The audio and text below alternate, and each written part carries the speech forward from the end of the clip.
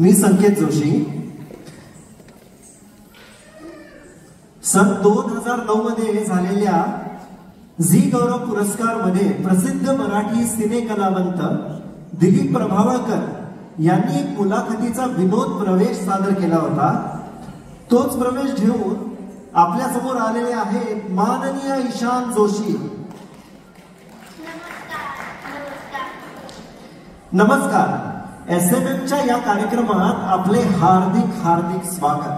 धन्यवाद धन्यवाद. नमस्कार मंडळी, नमस्कार. तुम्ही नुकतीच एक सौंदर्य स्पर्धा जिंकली. काय नाव होतं त्या स्पर्धेचं? Mister Masculina India. अच्छा, म्हणजे बायकांसाठी जसं मिस फेमिना इंडिया असतं तसं पुरुषांसाठी मिस्टर मस्क्युलिना इंडिया. अगदी बरोबर. बरं, या स्पर्धेत तुमचं सिलेक्शन कसं झालं त्याबद्दल सांगा ना जरा. अहो, मी काही प्रोफेशनल मॉडेल वगैरे नाहीये. माझं कोंबड्यांचं दुकान आहे. Broiler chicken centre. अंडी पण ठेवतो, नॉन फर्टिलाइज. तर आमच्या चिकन ग्रुपचे प्रेसिडेंट आम्हाला काय म्हणाले? अरे तू एवढा हँडसम आहे, तुझी फिगर चांगली आहे, तू मस्क्युलर आहे, तर तू का नाही घेत भाग स्पर्धेमध्ये? त्यांनी माझी एंट्रीच दिली.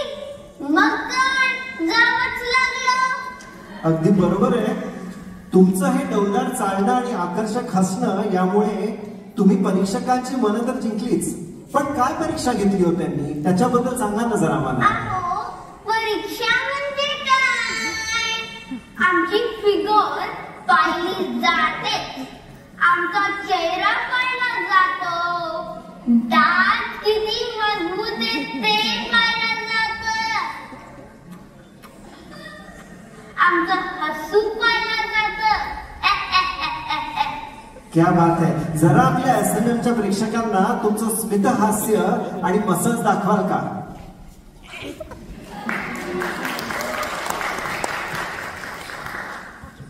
बरं, आणखी काय काय पाहतात स्पर्धेत? आमची बुद्धी, सेल्फ कॉन्फिडन्स आणि जनरल नॉलेज सुद्धा पाहतात. बरं, आता मला सांगा, शेवटच्या फेरीमध्ये तुम्ही गेलात तेव्हा कोणकोणत्या देशाचे रिप्रेझेंटेटिव्ह तुमच्या बरोबर होते? आमच्या बरोबर कोण होतं?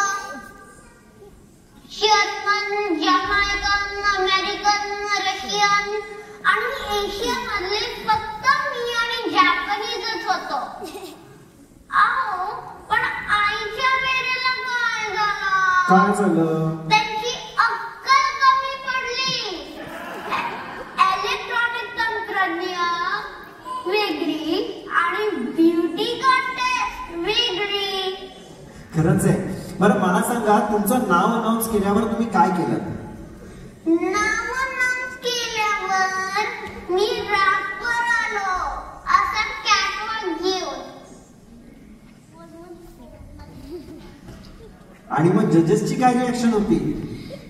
मला पाहून जजेस एवढे थक्क झाले की त्यांनी अशिरातून तोंडात बोटच घातली. स्वतःचीच नाही, शेजारच्यांची सुद्धा घातली. बरं, मग पुढे काय झालं? मग त्यांनी मला विचारलं, का रे बाबा, जर आम्ही तुम्हाला हक्क राहून दिला तर तू काय करशील?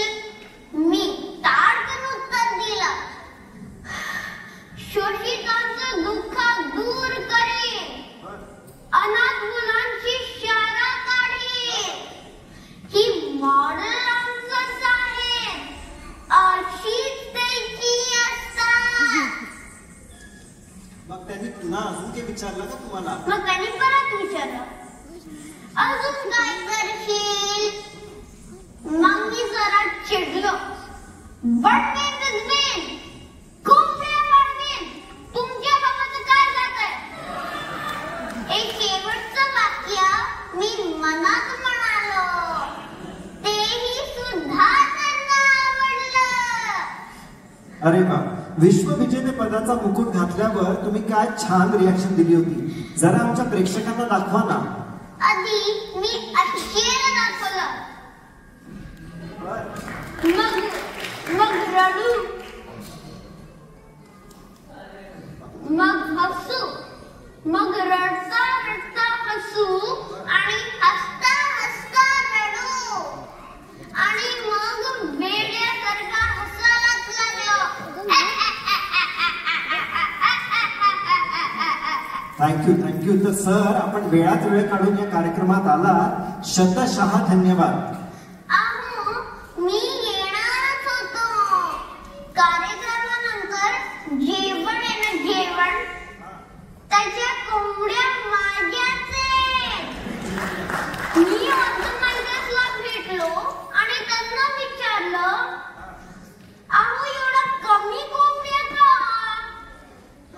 ते म्हणाले, जेवण फक्त ऑर्गनायझर्सला आहे, प्रेक्षकांना नाहीये.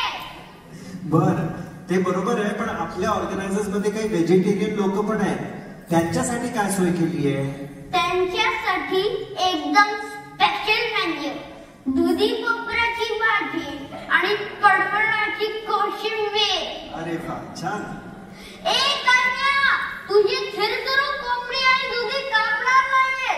चल का. थँक्यू.